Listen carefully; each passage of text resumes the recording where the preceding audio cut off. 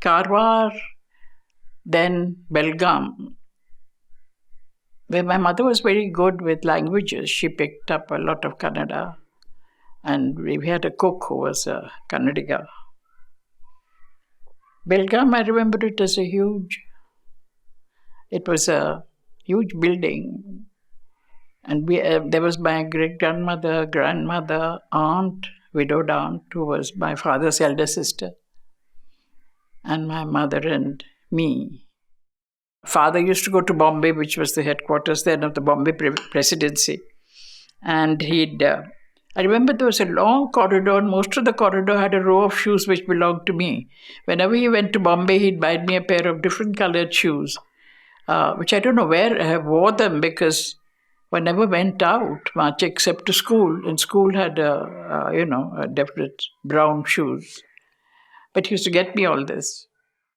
I mean, Belgaum memory is a little clearer because by then I was 6, 7, something like that. And I remember he brought me back one of those cars which you pedal, And everybody was excited about it because nobody had seen anything like that before. And my mother was young enough. I was 7, so she was 27.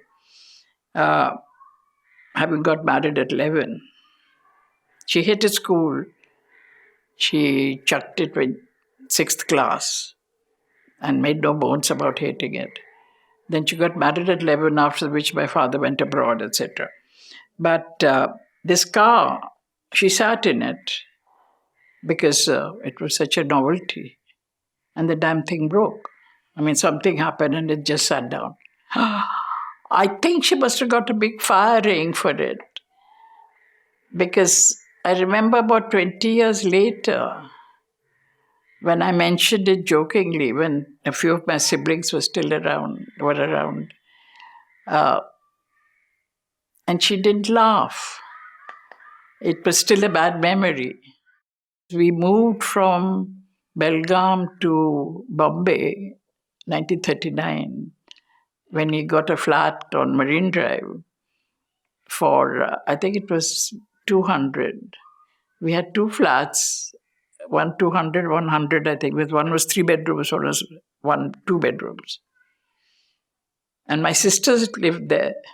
She lived continuously. I mean, she went to the Film Institute and so on. But she was the one person who was there for 70 years. The landlord wanted it back. It was a rented place. I mean, I think it went up to 2,000 or something. So now she's settled here in Bangalore. But it was hell of a wrench coming away from there.